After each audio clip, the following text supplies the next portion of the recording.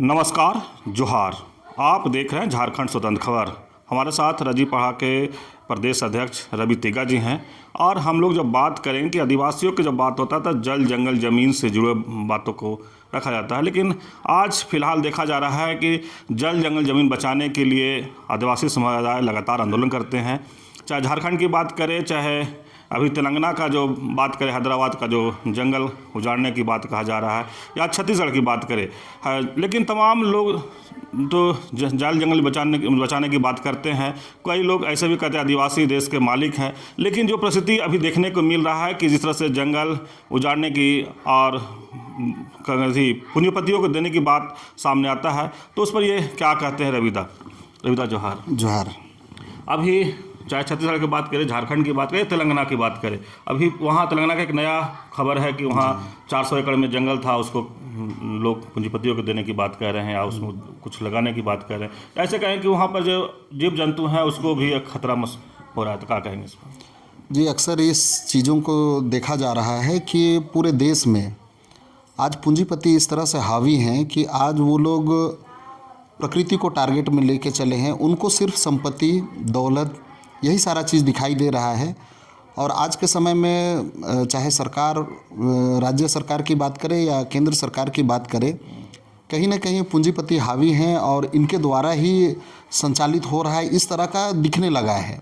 क्योंकि जगह जगह जहाँ सरकार को हस्तक्षेप करके और ये प्रकृति को संरक्षण देने का बात था, ये चीज़ नहीं हो पा रहा है। और यहाँ पर प्रकृति पे मतलब खुले तौर पर जो हमला हो रहा है, जिस तरह से उसे नुकसान पहुँचाया जा रहा है, उसका दोहन किया जा रहा है, यह इस देश के लिए, इस दुनिया के लिए,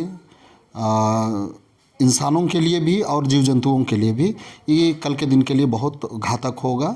कल के दिन का जो हम लोगों का जो जीवन जो हम लोग जी पा रहे हैं आज के समय में, जो हम लोग जो सांस ले पा रहे हैं, जो पानी पी पा रहे हैं, कल के दिन में देखिएगा ये छोटा छोटा चीज़ के लिए भी हम लोग को तरसना पड़ेगा। ये स्थिति देखने को मिल रहा है। लेकिन दादा, जिस तरह से जंगल की कटाई हो रहा है, अभी आप देखें कुछ ही साल पहले कोरोना आया था, लोग ऑक्सीजन खरीद रहे थे, लेकिन फिर भी लोग कहीं ना कहीं आज भी जंगल की कटाई करने में लोग ये हैं उस पर। जी, इसी चीज़ को हम लोग कहते हैं कि मतलब आज के समय में लोग जो अपने आप को शिक्षित और बुद्धिजीवी जो कह रहे हैं, इसको हम लोग एक लाइन में यही बोलते हैं कि आज के लोग सिर्फ साक्षर हैं, शिक्षित नहीं हो पाए हैं। हमारे बाप दादा जो थे वो शिक्षित थे, भले वो साक्षर नहीं थे, ABCD किताबी ज्ञान उनको नहीं था, लेकिन व्यवहारिक ज्ञान उनको था। और इसीलिए वो लोग इस प्रकृति के साथ अपना संबंध बना के रखे, प्रकृति को कभी किसी तरह से नुकसान नहीं पहुंचाए। वो व्यवहारिक ज्ञान को रखते थे और प्रकृति का महत्व को समझते थे। आज के लोग अपने आप को मतलब साक्षर होने के बाद वो अपने आप को बुद्धिजीवी और ज्ञानी मानने लगे हैं, लेकिन आज पूरा पर्यावरण, पूरा प्रकृति को अगर नुकसान हो रहा है तो इन्हीं लोगों के द्वारा हो रहा है। अभी के समय में जितना ज़रूरी हमारे लिए हवा है, जितना ज़रूरी पानी है, शायद ही कोई और चीज़ होगा। लेकिन आज लोग जो लाखों का मोबाइल, लाखों का लैपटॉप, स्कूटी, मोटरसाइकिल, कार, बंगला, ये जितना चीज़ में जो लाखों नहीं, करोड़ों नहीं, अरबों लोग लगा रहे हैं, इसके बिना लोग जी सकते हैं। बिना बंगला का जी सकते हैं, बिना गाड़ी का जी सकते हैं, बिना मोबाइल का जी सकते हैं, लेकिन हवा, जिसके लिए हम लोग को 1 रुपया लगाना नहीं पड़ता है, क्या बिना हवा का कोई जीवित रहने का कल्पना कर सकता है? नहीं। और ये प्रकृति हमें बिना पैसे का ये हवा हम लोगों को लगातार मिलता है। जब से सृष्टि की रचना हुई, कोई एक क्षण ऐसा नहीं है जब हवा बंद हुआ हो, वो लगातार हम लोगों को मिल रहा है। और ये हमारे जीवन के लिए सबसे ज़्यादा ज़रूरी है। और ये हम लोगों को मिलता कहाँ से है? प्रकृति से मिलता है, जंगल से मिलता है। लेकिन आज के समय में लोग वो भौतिक चीज़ को पाने के लिए वो प्रकृति चीज़ जिसके बिना हम जी नहीं सकते हैं, उसको धड़ल्ले से लगातार नुकसान पहुंचा रहे हैं। पूरा जंगल का जंगल साफ़ कर दे रहे हैं। और जंगल साफ़ होने से वहाँ भी वो लोग दौलत देख रहे हैं कि जंगल को काटेंगे, यहाँ का पेड़ बेचेंगे, यहाँ का उससे भी पैसा आएगा। फिर वहाँ जो खनिज है उसको खोदेंगे, उससे पैसा आएगा। वो भूल गए हैं कि यहाँ भी लोग, इंसान भी, यहाँ कोई वहाँ के आदिवासी जो हैं वो उस जंगल में रहते होंगे, वहाँ जो जीव जंतु हैं वो वहाँ रहते हैं, उनका पूरा घर पूरा उजड़ जा रहा है। बहुत सारे ऐसे जीव जंतु हैं जिसका पूरा अस्तित्व ख़त्म हो जा रहा है। लेकिन मतलब भावना इस तरह मर गया है कि इस पर उन लोगों का कोई विचार नहीं हो पाता है, इस पर सरकार का भी कोई मतलब पहल नहीं दिख पाता है। तो ये बहुत बड़ी विडंबना है आज के समय में। कल परसों का जो घटना, छोटा सा उदाहरण अगर हम लोग यहाँ का ले, तो ऐसे क्षेत्र में, इस रातू क्षेत्र में जो कि लगभग शहर है, हाँ। इस रातू क्षेत्र में हाथी प्रवेश किया। और हाथी का तो कभी मकसद नहीं रहा होगा कि हम शहर जाएं और घूम के आए, है ना। वो तो अपना जीवन जीने के लिए वो तलाश रहा है कि हमको, मेरा जो घर बार है उसको तो तहस नहस कर दिया गया, हम कहाँ आश्रय ले, कहाँ हमको खाना पानी मिले, उसके लिए वो भटक रहा है ना। और वो सही जगह जा भी नहीं पा रहा है, इस तरह से देखा जा रहा है। तो आज मान लेते हैं जहाँ जंगल में वो रहते हैं, अगर हम उसको नुकसान पहुँचा दें तो वो रहेगा कहाँ, वो जाएगा कहाँ। जैसे अभी तेलंगाना में देखा जा रहा है, जो वीडियो वायरल हो रहा है उसमें कि जीव जंतु भाग रहे हैं, जेसीबी चल रहा है, कटाई हो रहा है, रात में लकड़ी ढुलाई हो रहा है। तो जिस तरह से जंगल कटाई हो रहा है, तो जीव जंतु तो कहीं ना कहीं धरती पर सबको बैलेंस करने के लिए ही, बिल्कुल। हाँ, तो ये कैसे फिर होगा?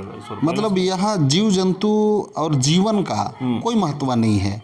यहाँ लोग बड़ा बड़ा मशीन, गाड़ी और जो सुख सुविधा का जो चीज़ है, बस उसके पीछे लोग भाग रहे हैं। आज हम लोग बोल रहे हैं कि हाथी हमारे घर तरफ घुस गया। हाथी हमारे घर तरफ नहीं घुसा है, हम लोग हाथी का घर में घुस गए हैं। एक तरह से उसका जंगल को हम लोग नुकसान पहुंचा दिए, है ना। तो हम उसके यहाँ घुसे हैं, ना कि वो हमारे यहाँ घुसा है। आज के समय में जब बारिश होती है तो हम लोग देखते हैं कि बारिश का पानी जो है वो कई घरों में घुस रहा है। सही मायने में देखा जाए तो घर ऐसी जगह में बना दिया गया जहां हमेशा से पानी बहता था। पानी बहने के लिए गढ़ा था, ढोढ़ा था, बहुत सारा चीज़ था जिसको हमारे बाप दादा पुरखा बहुत सहेज के रखते थे और उस जगह में कभी हस्तक्षेप नहीं करते थे। लेकिन आज तो क्या नदी, क्या तालाब, क्या पोखरा, क्या नदी नाला, सब में आज घर बना दिया जा रहा है, जिसके कारण पानी अपना बहने का जो रास्ता है वो खोजते हुए वो बह जा रहा है। तो लोग कह रहे हैं कि ये हमारे घर में घुस रहा है। तो आदमी को, इंसान को इस रूप में सोचना है कि हमको विकास करना है, आगे बढ़ना है, ठीक बात है ना। लेकिन हर चीज़ का एक दायरा होता है ना। अगर हम उस दायरे को अगर हम लांघेंगे, जब अति हो जाएगा तो अति होगा, तो अति तो सबके लिए अति हो गया, है ना। और कहा जाता है अति सर्वत्र वर्जते, मतलब वो हमको फिर नुकसान ही पहुंचाएगा। और आज वही हो रहा है।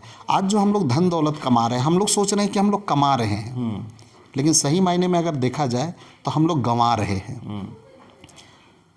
पैसा तो हम कभी भी कैसे भी कमा लेंगे, जीने खाने के लिए चाहिए, है ना। लेकिन जब मेरा नैतिक पतन हो जाएगा, उसको हम कहाँ से खरीद के लाएंगे। मेरा ईमान चला जाएगा, उसको हम कहाँ से खरीदेंगे, है ना। मेरा भावना मर जाएगा, हम उसको कहाँ से फिर, हम कौन पैसा से खरीद के हम उस भावना को फिर जीवित करेंगे। तो आज के समय में लोगों का जो जिसके कारण इंसान कहलाता है, आज वो सारा चीज़ को मारते जा रहा है। और लोग बोल रहा है कि हम लोग कमा रहे हैं, हम लोग धनवान हो रहे हैं। सही मायने में हम लोग गरीब हो रहे हैं, सोच से, विचार से, लेकिन ऐसे तो झारखंड, छत्तीसगढ़, तेलंगाना की हम लोग बात करें, लेकिन जल जंगल जो खतरे में है, उसका जिम्मेदार कौन है दादा? जिम्मेवार का जहाँ तक बात है, आज के समय में आदिवासी तो हमेशा लगा हुआ है कि उसको बचा के चले। और उसके लिए आदिवासी बहुत ज़्यादा भोग विलास या जो भौतिक चीज़ है, जो आधुनिक चीज़ है, उससे बहुत हद तक परहेज करके चलता है। तो इसी कारण कि वो प्रकृति को बचा के रखना चाहता है। और आदिवासी को हम इस रूप में देखते हैं कि जिस तरह से प्रकृति है उसी तरह से आदिवासी है।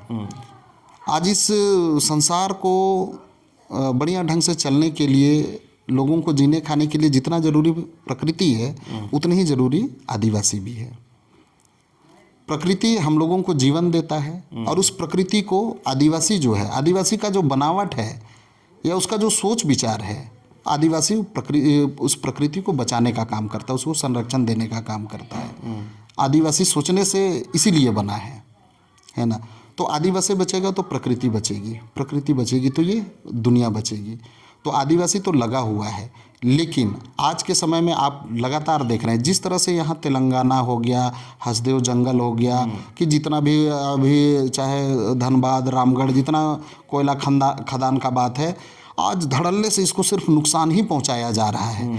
तो जिस तरह से आज प्रकृति को नुकसान पहुँचाया जा रहा है, आप उसी के समकक्ष आप देखिएगा कि इसी तरह से आदिवासी को भी नुकसान पहुंचाया जा रहा है। क्योंकि आदिवासी रहेगा तो वो फिर प्रकृति का दोहन नहीं कर सकता है। आदिवासी खड़ा हो जाएगा, इसीलिए पहले विस्थापन कर लोग। बिल्कुल, सबसे पहले टारगेट होता है आदिवासी, है ना। आज हम लोग जो बोल रहे हैं कि यहाँ पलायन, वहाँ विस्थापन, यहाँ आदिवासियों के साथ अत्याचार, कारण वही है। आदिवासी को पहले त्रस्त कर दो, उसको पहले ख़त्म कर दो। जब वो ख़त्म हो जाएगा तो प्रकृति को हम नुकसान पहुंचा सकते हैं, उसका दोहन कर सकते हैं। तो इसीलिए जो भी प्रकृति को बचाने का बात करता है, सबसे पहले हम लोग को आदिवासी को बचाना है। आदिवासी बच जाएगा, निश्चित रूप से प्रकृति बचेगा, क्योंकि वो सिर्फ बचाने ही नहीं आएगा, वो सोच भी डेवलप करता है। तो ये चीज़ है। तो आज के समय में चाहे सरकार हो या जितना भी पूंजीपति हैं, आज आदिवासी और प्रकृति को टारगेट में लेके चले हैं। आज लोगों को मतलब विकास के नाम पे भी भ्रम फैलाया जा रहा है। लोग मतलब बोल रहे हैं कि हम यहाँ विकास करने के लिए ऐसा कर रहे हैं, लेकिन अगर उसके अंदर का अगर मंशा आप देखिएगा तो वो लोगों का विकास या देश का विकास या समाज का विकास नहीं चाह रहे हैं। वो अपना विकास करने के लिए वो एक दिखावा उस तरह से कर रहे हैं जिससे कि पूरा समाज, पूरा अस्तित्व जो है वो आज खतरे में पड़ गया है। तो आज के समय में जितना सारा चीज़ है, ये अगर इसको हम लोग बोलेंगे कि प्रकृति को ख़त्म करने में कौन लगा हुआ है, तो ऐसे ही सोच वाले लोग हैं ना, जिसमें कि आज सारे लोग शामिल हो गए। लेकिन दादा, अगर हम फिर बात करें झारखंड की सत्ता है, जेएमएम और कांग्रेस महागठबंधन मिला के, वहीं छत्तीसगढ़ की बात करें तो बीजेपी का है, जहाँ तेलंगाना की बात करें कांग्रेस की। लेकिन जैसे कांग्रेस की बात राहुल गांधी बोलते आदिवासी देश के मालिक हैं, तो हर एक जब चुनाव आता है तो अपने अपने तरीके से लोग बात करते हैं, लेकिन जैसे चुनाव खत्म होता है, सत्ता में आते हैं, तो जो आज तेलंगाना में देख रहा है कि इस तरह से जंगल को, जीव जंतु को, जो हर वीडियो वायरल हो रहे थे, तो इस तरह से आप रामगढ़ और धनबाद की बात किए, वहाँ हंसदेवा जंगल की बात करें, तो ऐसा क्यों होता है? चुनाव से पहले तो लोग अच्छे बात करते हैं, आदिवासियों के हित में बात करते हैं। जी, आदिवासी के लिए यही कहा जाता है, जब चुनाव आता है आदिवासी को खुश करने के लिए या वोट लेने के लिए या ये दिखाने के लिए कि हम आदिवासी हितैषी हैं और आदिवासी के लिए बात कर रहे हैं, कह दिया जाता है कि आदिवासी देश का मालिक है। लेकिन शायद एक नौकर के साथ भी जैसा व्यवहार होता है, उससे भी गिरा हुआ व्यवहार आदिवासी के साथ होता है। तो ये सिर्फ एक जुमला रह गया है कि आदिवासी देश के मालिक हैं। वाकई में आदिवासी देश के मालिक हैं, और सिर्फ मालिक ही नहीं है, देश के संरक्षक भी हैं। आदिवासी इस देश को बचा सकते हैं, वही हैं जो कि इस देश को बचा सकते हैं और इस देश के मालिक भी हैं। ये बात भी सही है। लेकिन जो कहने वाले लोग हैं वो सिर्फ कहने के लिए कहते हैं, उसको मानने के लिए नहीं कहते हैं। आदिवासी को कोई मालिक जैसा कभी मान के नहीं चला। अगर वाकई में उसको मालिक जैसा मान के चले तो आदिवासी ऐसा है जो कि किसी पे शासन करने के लिए मालिक बनना नहीं चाहता है। किसी पर दोहन या अत्याचार या अपने आप को बड़ा दिखाने के लिए वो मालिक अपने आप को कभी नहीं कहता है ना। हाँ, लेकिन इतना ज़रूर है कि इस दुनिया में जितने लोग हैं वो लोग सही से जी पाएँ, इसके लिए आदिवासी अपना कर्तव्य से कभी पीछे नहीं हटा है। वो हमेशा अपने कर्तव्य को निभाता है और उसके लिए वो मतलब अपना सोच विचार, नेक चार, एक एक चीज़ को उसी हिसाब से बनाया हुआ है और आगे बढ़ रहा है। तो अभी के समय में लोग वोट पाने के लिए और आदिवासी को इस तरह से बरगलाने के लिए, आदिवासी हित दिखाने के लिए सिर्फ इस तरह से बोल रहे हैं। सिर्फ उसको अगर वो लोग दिल से मानना शुरू कर दे तो हमको लगता है यहाँ बहुत बड़ा बदलाव आएगा। दादा, जिस तरह से अभी देख रहे हैं कि देश में जो हो रहा है, तो इसके लेकर के आदिवासी समाज को क्या कहना चाहेंगे या क्या संदेश देना चाहेंगे? देखिए, आदिवासी समाज से हम लोग इसी तरह का गुजारिश हम लोग पहले भी किए हैं कि अब के समय में दुनिया में जो चल रहा है ना, तो आदिवासी सीधा होता है, भोला होता है, अपने जैसा होता है, वैसे ही दूसरे को समझ लेता है। लेकिन अब हम लोग चाहेंगे कि अब थोड़ा सा इस मामले में, जब चूंकि परिस्थिति ऐसा है, तो हम ज़बरदस्ती अब रात हो गया उसको दिन बोलेंगे तो वो सही नहीं होगा, है ना। तो अब आदिवासी समाज खुद को जागरूक करे, है ना। आदिवासी पे भरोसा करे और उसको समझ के चले। लेकिन ये जो साजिश और षड्यंत्र हो रहा है उसको भी समझने का काम करे। आज के समय में जो वोट बैंक के लिए जो कुछ समय के लिए इस तरह से बोल दिया जाता है, इस चाल को समझने की ज़रूरत है। आदिवासी को एकजुट होने की भी ज़रूरत है ना। आज के समय में ये देखा जा रहा है कि आदिवासी अगर एकजुट रहेगा तो आदिवासी को जितना कमज़ोर समझा जाता है, वो कमज़ोरी भी उसका बहुत बड़ा ताकत है ना। ये चीज़ राजनीतिज्ञ लोग को पता है। तो वो लोग आदिवासियों को तोड़ने के लिए लगे रहते हैं। और तोड़ने के लिए आज के समय में दुश्मन तो आदिवासी का सभे है, एक तरह से पूरे चारों तरफ दुश्मन ही फैला हुआ है। पैसा वाला, पढ़ा लिखा लोग या फिर दूसरे जाति धर्म लोग, हर लोग आदिवासी के पीछे पड़ा हुआ है। लेकिन आदिवासी को ये दिखाई दिया जाता है कि मतलब ये जो किनारे किनारे दिख रहा है ये कोई दुश्मन नहीं है। आदिवासी को अब आदिवासी से ही लड़वा दिया जा रहा है। आदिवासी आज अगर आगे बढ़ना चाहता है तो उसको दुश्मन दूसरे लोग नहीं दिखते हैं, जो एक्चुअल दुश्मन है वो दुश्मन नहीं दिखते हैं, उसको अपना भाई ही दुश्मन दिखता है, उसको अपना जाति समाज का लोग ही दुश्मन दिखते हैं। और वो दिख भी रहा है आज के समय में। मैक्सिमम जो यहाँ जो द्वंद्व चल रहा है, जो लड़ाई चल रहा है, वो जगह ज़मीन का है। आज के समय में एक भाई को, मतलब उसी परिवार का एक भाई जो थोड़ा सा खाता पीता होगा या थोड़ा कमज़ोर सोच है, उसको पिला खिला के उसको ऐसा कर दिया जाता है और उससे कहीं लिखा पढ़ी में कहीं साइन ले लिया गया, बाकी जितने भाई हैं वो त्रस्त हो जाते हैं। उसके बाद वो जो कि मतलब कुछ भी नहीं है, लेकिन उसके पीछे इतना ताकत लग जाता है, असामाजिक ताकत, जो कि मतलब बाकी जो भाई है जो उस ज़मीन को बचाना चाह रहे हैं वो लोग त्रस्त हो जाते हैं। लास्ट में वो ना ज़मीन बचता है, फिर ना वो भाई बचता है, और ना जो बचाने वाले भाई है वो बच पाते हैं, सब खत्म हो जाते हैं, है ना। और तीसरा कोई फ़ायदा उठा लेता है। यहाँ पर आदिवासी समाज अगर ये सोचने लगे कि ठीक है ये मेरा भाई है, ये मेरा भाई है, हमको जितना मिलना है वही हमको मिले, और बाकी अगर और बढ़ाने का बात है तो हम अपने आप को इतना डेवलप कर ले कि मेरा बाप दादा अगर हम मेरे लिए अगर 5 एकड़ ज़मीन छोड़ के गया है तो हम उसको 10 एकड़ कर लें। ये नहीं सोच के लोग ये सोचने लगे हैं कि मेरा भाई का हिस्सा को अगर हम किसी दलाल को अगर हम दे देते हैं तो उससे हमको उसका मेरा भाई का हिस्सा चला जाएगा, हमको कोई मतलब नहीं है, बस हमको तो पैसा मिल जाएगा। तो ये जो छोटा सोच आज आदिवासी समाज में घर कर गया है, इससे बचना चाहिए। दूसरी बात है कि आज जो ज़मीन कारोबार कर रहे हैं आदिवासी समाज के ही लोग हैं, लेकिन आज थोड़ा सा फ़ायदा के लिए आज वो पूरा गांव को दांव में लगा दे रहे हैं, पूरा समाज को दांव में लगा दे रहे हैं।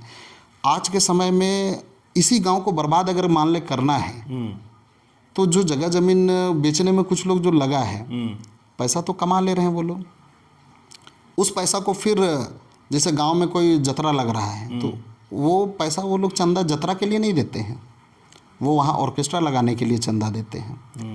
वो ऑर्केस्ट्रा में कौन जाएगा? युवा लोग जाएंगे। और युवा जब वो चले गए तो चकाचौंध में वो सारा चीज़ भूल जाएंगे। उसके बाद जो अगला जो उस गांव में जो गलत सलत करना चाह रहा है उसके लिए रास्ता खुला हो जाता है, ऊपर से उन युवाओं का साथ भी मिल जाता है। तो आज आदिवासी समाज पे एक तरफ से नहीं, चारों तरफ से नहीं, अब अंदर से भी हमला हो गया है। मतलब अपने अंदर से भी इस तरह का हमला हो गया। तो ये छोटा छोटा बात को आज का युवा लोग को समझना होगा, है ना। जिस दिन इस चीज़ को हम लोग समझ जाएंगे तो हम लोग जब इस प्रकृति को बचाने की बात कर रहे हैं तो हम नहीं बचेंगे तो हम प्रकृति को कैसे बचा पाएंगे? तो पहले हम लोग को खुद को बचाना है। तो खुद को बचाने के लिए इन तमाम चीज़ों को हम लोग को समझना है।